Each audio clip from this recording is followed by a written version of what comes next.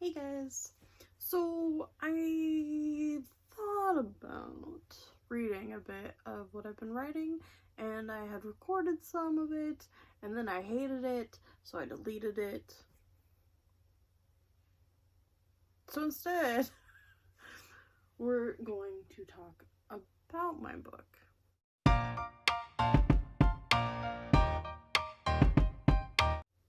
Mostly so that my writer's block maybe stops.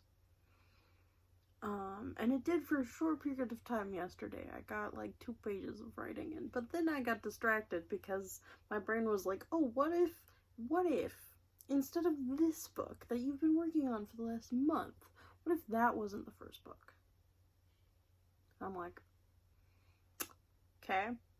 And my brain's like, what if we did like a prequel thing, but just didn't make it a prequel, just made it the first book? Because I hate prequels. Most prequels. Mostly because it's like, you're telling a story that has been slightly talked about, possibly, in other books. So why didn't you just start with that? You know? The only prequels that I love is the Infernal Devices. Because I love them. I love Cassandra Clare. I love Tessa, Will, and Jem. Chain of Gold is just making me remember how much I loved it. Good prequels. I like good prequels. Anyway, so that's how my brain was working yesterday after writing 2 pages.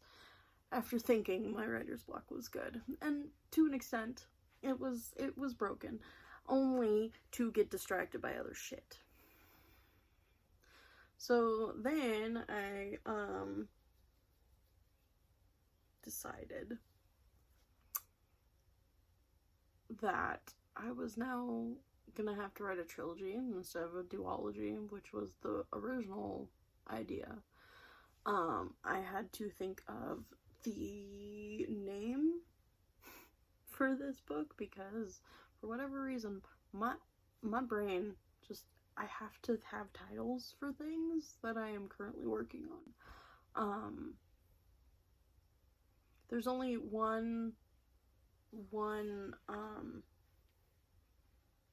thing that I've been thinking of that doesn't have a name right now, but I only really have that on Pinterest that I put pictures into when I'm like, oh, that would work for that, but I don't really have a storyline for it, so like I'm not as worried about that. This, on the other hand, I've been thinking about for an entire month now.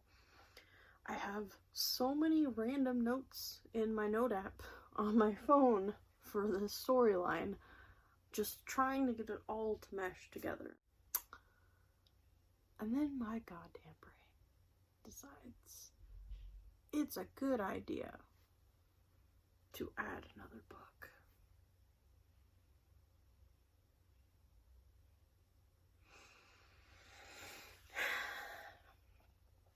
So I'm writing 3 books. I'm gonna write 3 books. I'm working on the first one. Second one, I'm working on the second one. Now it's the second one. So I gotta finish this one because it's what I've been working on. It's what's in the forefront of my brain. It's what I've been concentrating on the most and have the most attention towards. But being that it's the second book, I then have to write a whole other book after that before I can even like do anything. And then if that book doesn't work out, this is just for nothing.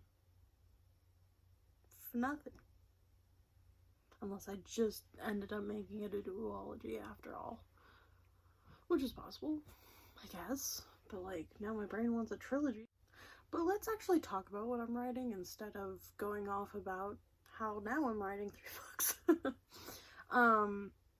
So what I've been working on for the last month is a 2 point of view storyline which is way more difficult than I thought it would be. My two main characters are Kai, who is this ship boy, soft boy. I like him a lot. He's strong and, like, you know, physical sense. But he's very harmless in, like, an emotional, mental, like, I don't know. He's just so soft. But he will fight if need be. He's just not very good at it. So Kai's been on this ship. I haven't named the ship. He's been on this ship, though, for the last 10 years. He believes that his parents either died or sold him, basically, to Kason, one of his closest friends on the ship, 10 years prior to the starting point of this storyline. And Kason has just become captain, so Kason wants to make him first mate. Kai, first mate. And as Kai is on his way to go talk to Kason, because Kason has requested to see him, he passes by a familiar face, and it turns out this girl stowed away on their ship. Only Kai has seen her before 10 years prior. I guess he's been on the ship for 11 years, that's right. He's seen her 10 years prior as a stowaway before, and she's now stowed away again, and he thought she was dead. Which was kind of the point. So there's that. That's the introduction of Adeline, the other main character, but at the starting point he doesn't know her name. So he goes and talks to Kason, the captain and friend. Kason and him discuss Adeline a little bit, but Kason, who ends up knowing that she's there, doesn't give that away because, well, Kason's kind of a butt when it comes to telling Kai things he needs to know, because he's kind of started viewing Kason as, like, his brother, and he wants to take care of his brother kind of deal. Yeah, so Kason just ends up hiding a bunch of shit from him because he cares too much, which is a stupid reason, but it's his reason. So basically Kason's like, deal with her however you want, I don't care. Even though he does, technically, because she's important. So Kai goes back to his room where he asked the crewmate that had found her to take her. They don't have cells on this ship because they're a trading ship, and they just don't. Like, the circumstances in this world right now, they don't need to have cells to keep people in. So she's in his room and she's tied up. He gives her food, yada yada, unties her. She attacks him. Not like she actually hurts him. She just catches him off guard and gets him in a position where she has a knife to his throat, but it's fine. You find out that she's the princess of the main kingdom that they're in right now, Halos. But 10 years ago, a woman with, I hate it, because it's just fucking frozen, but ice-like powers, not just ice powers, but like, she was a witch of sorts that preferred ice powers because she enjoys freezing people, kind of like the witch from Lion, Witch, and Wardrobe. She's also just cold-hearted and, like, evil. Yeah, I have to develop her a little better. I know what she looks like. I know the reasons as to why she became who she is. But as to her power base, I don't really know much other than she's a witch, and she can control the ice element pretty well. But that just makes it sound like fucking Frozen and Lion, Witch, and the Wardrobe, and I hate that. It's fine, though. So, Adeline's whole mission in life, basically, at this point, because she's nearing the time where she would have normally been coronated to becoming queen, their royal system's a little different, so instead of, like, at the age of 21, you are crowned, like, she's like crowned like an in-between princess and queen kind of thing. Normally would be like, this is when you officially start training to become royalty type of age. But being that her family is dead and she's the last one alive, she just kind of has to skip over all that and just become queen. So yeah, they're getting to that point where, like, by laws, she can officially become queen. So there's that, but she needs help overthrowing the imposter right now. So she enlists Kai because he technically also has magic that is more earth elemental based, but also just like magic in general to an extent. And he is just as powerful as the evil queen person, but unlike her, he has never used any of this magic,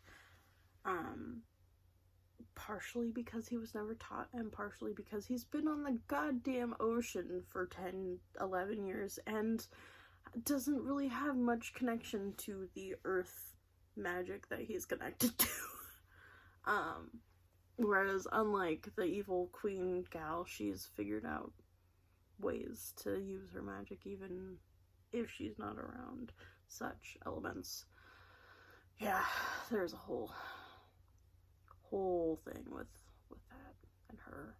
It's very complicated, which is part of the reason why my brain was like, hey, let's do a first book before this book where it's just her stuff, and then I'm like, great, because it's needed in a way, because I don't want to just be like backstory dump at like the end of this one that explains why like all of the shit happened to her and like why she's doing everything she's doing, but I also don't want to write a whole other book about it, even though it's probably the best decision.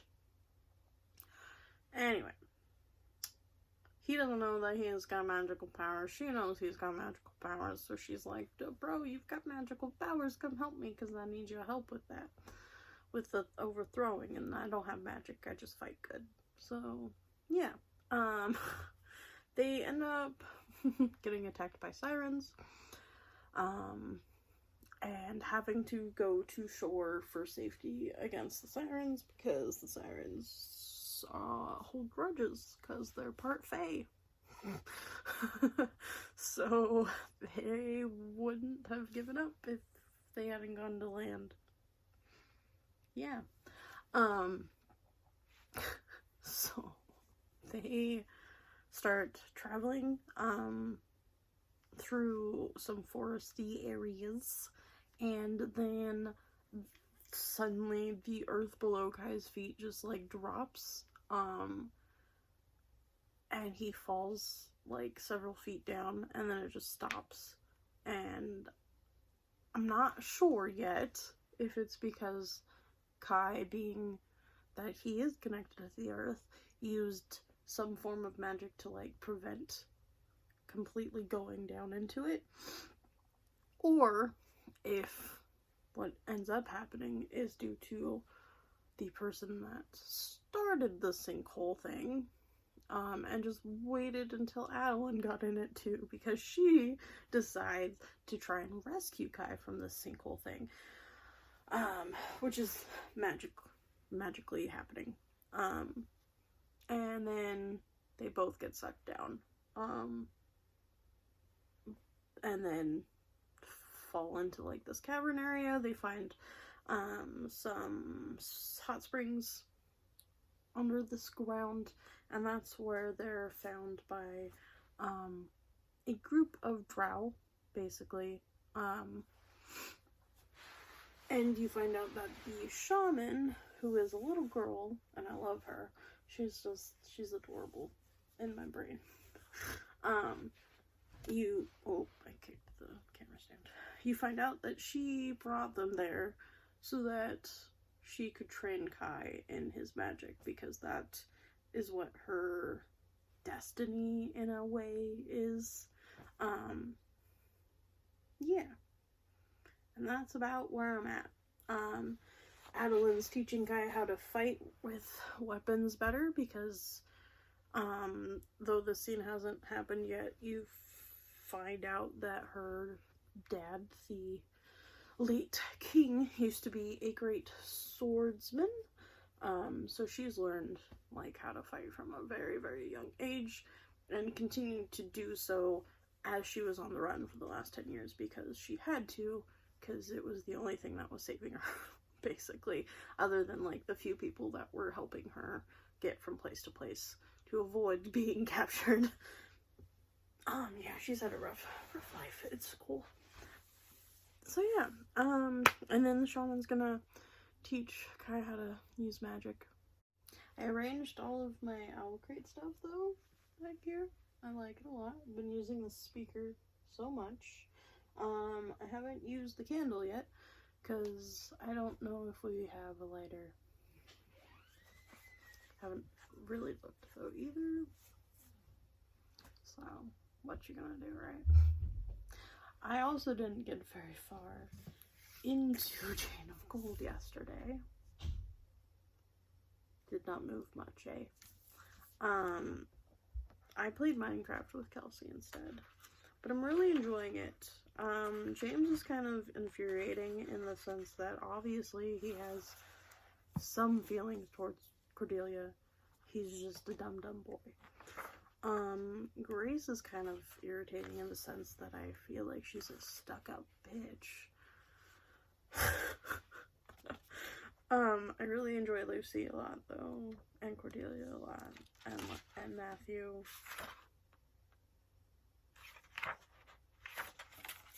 Yeah, I'm sure I'll warm up to James, but for now he's kind of irritating me. I feel a little bad for him though. It's really interesting to read, like, not necessarily the repercussions, but the way Tessa's genetics work, like having children. I really enjoy learning about, like, Gem's powers, and obviously Lucy has something too, being that she can see this ghost that nobody else is supposed to be able to see. So yeah, very exciting, very exciting. I still love this cover because it's so gorgeous. Alright, so I'm gonna end this video here. I hope you enjoyed it. Yeah. Hope you liked it. I don't really have much going on today, so there you go. Have a good one, guys. Bye.